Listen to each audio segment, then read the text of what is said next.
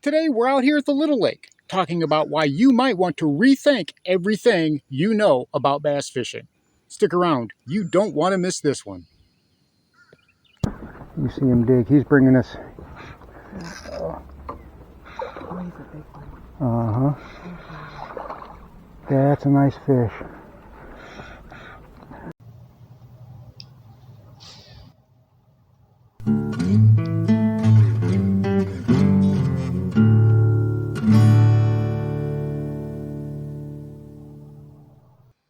And here is this video's featured comment. Congratulations! If you would like to have a chance to have your comment featured in an upcoming video, all you've got to do is leave a comment. And now, on with the video. Welcome back to Lowbrow Fishing. And recently, I had an encounter at the boat ramp over at the Big Lake. Well, it kind of made me think about a few things. See, a lot of times when I get off of the water and as my channel grows, I get a lot of recognition. People come up to me anymore and they say, "Hey, Lowbrow, what are the fish biting? What colors are they using?" And that's not a bad thing. I don't mind talking about fishing, especially there at the boat ramp. But whenever I'm giving the information, not just the color that I'm using or the presentation that I'm using, but how I'm using it, why I'm using it there, what's the water going on, I can tell a lot of times that these guys, they've tuned out. As soon as I'm done talking about, this is what worked and this is the color, that's all they wanted to hear, and they're done. And I started to think, there's a bit of a disconnect between what I'm trying to share and what a lot of anglers are trying to pick up. And for me, I'll be honest, I'm probably going to shoot myself a little bit in the foot here, but whenever I'm making a video, if I want to get a whole bunch of views, all it's got to do is be about a bait tip, right? Throw this bait, May baits, this color, right? Those are easy. Those are the greatest ones for the views. But those are not the ones that really help anglers. The ones that really help anglers are the ones that teach you how to pick those lures and colors for yourselves. How you can go out to your fishery and you can say, okay, these are the conditions, this is what I need to use.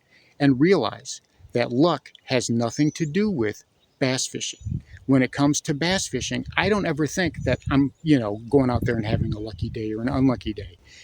There comes a point when an angler realizes that you generate those bites, that those fish that you are getting, they're not by luck. But yet I see a lot of anglers going out on the water and just meandering all over the place, just kind of making casts here and there, willy-nilly with whatever they have.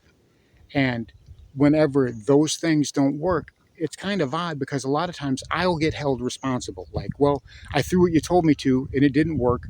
You don't know what you're talking about. And yeah, I mean, I can understand with the frustration because a lot of times you really want to fish and you want to catch fish, but you're going to have to put in the effort. So you're going to have to rethink. A lot of times you're going to have to change and rethink what it is that you are doing out on the water in order to put yourself on bites. You're going to have to basically put in the legwork. And the more you do it, the better you get at it, the more you'll realize, oh, I do have control over how many bites I'm getting. There's going to be days when you get skunked. That's part of fishing. But I'm telling you what, it's so infrequent for me that I get skunked. I hate it when I'm not recording and I catch a fish. I thought for sure that I was. Sometimes it turns itself off. But I got this dude pretty good. He was cool. You quit that. You quit that. I'm trying to save your life now, buddy.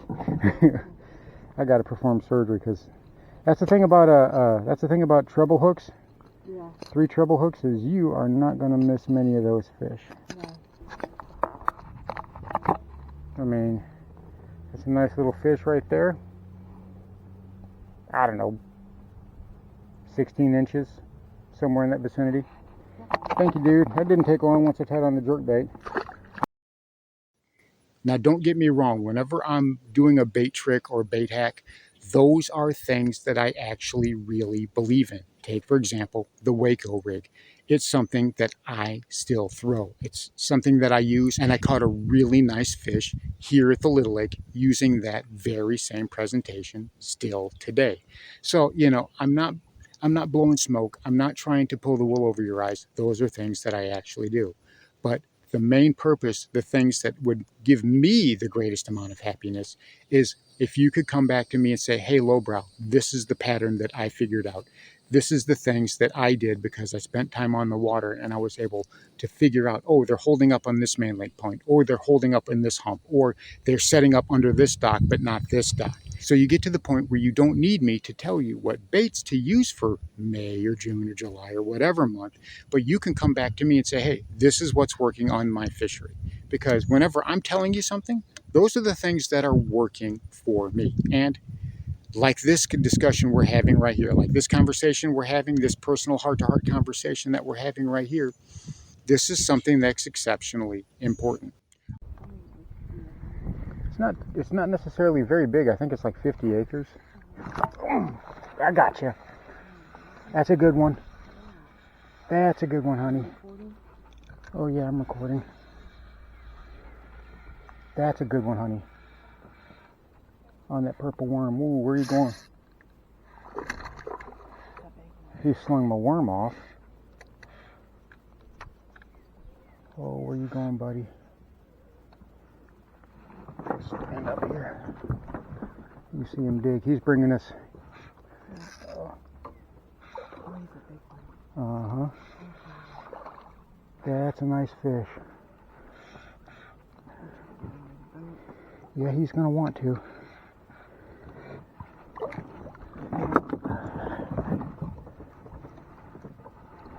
Got that dude again on the old Waco rig for the 10,000th time.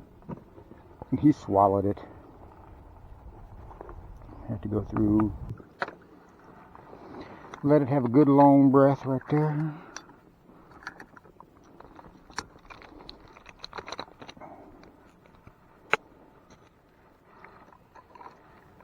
Huh, okay. 2.62 pounds. 2.62 pounds. You are a skinny long dude, but that's okay. But you are gonna be all right. All right, Mr. Fish. Bye-bye.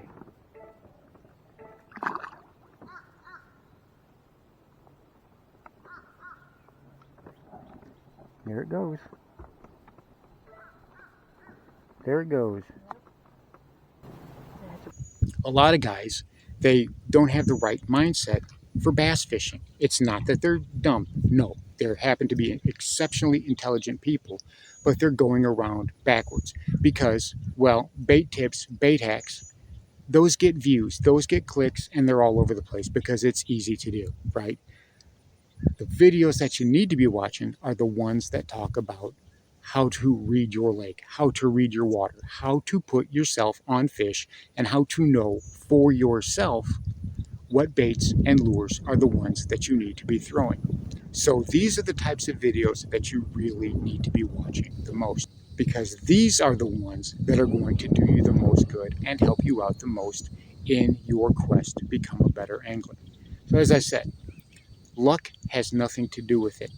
I get out on the lake and I see so many times guys fishing the wrong way. And don't get me wrong, okay, I'm no Kevin Van Dam. I'm just a guy. I'm just a guy who likes to go bass fishing. But I have been able to teach people over my lifetime. I have been able to teach quite a few people about how to pick up a few things here or there. And they seem to be getting better at bass fishing because of the things that I share with them. So I'm hoping that that's a positive. You know, sometimes I get it wrong. Sometimes I am way off base, but I try to be honest about that, and I try to avoid those situations as much as I can. But in this instance, it's something that I'm very confident about. Luck has nothing to do with fishing, and it's something you hear about all the time. So get that out of your head and realize you are in control of how many bites that you get. And you can do that by spending time on the water, studying your waters, and just putting in the work. There's no real easy way around it. I can tell you how many baits to use, what baits to use till I'm blue in the face. You know, just because I give you the paints and the brushes and the canvas and the picture of what to paint, that doesn't mean that you're going to paint a replica of that or do a very good job. At least I know that I wouldn't. Some of you probably would. Maybe that's a bad analogy, but my point is you have to put in the legwork. So don't miss out on that. Don't cost yourself bites. Don't just worry about bait tips and hacks. You've heard me say it many, many times, and I'm going to continue to say it many, many times. If you want to be a good bass angler, if you really want to get into this, you're going to have to learn bass patterns and bass behavior. And that's just all there is to it. So there you have it. Realizing that there is no luck in bass fishing is the first biggest step that you can take to controlling how many bites you get on the water. And it is under your control. Learning what to throw and how to throw it is a huge step toward becoming an avid and proficient angler. Those are the steps that we as anglers need to take in order to improve our skills. Unfortunately, there are no easy shortcuts and there's no way around it. Thanks for watching Lowbrow Fishing. We'll catch you in the next one.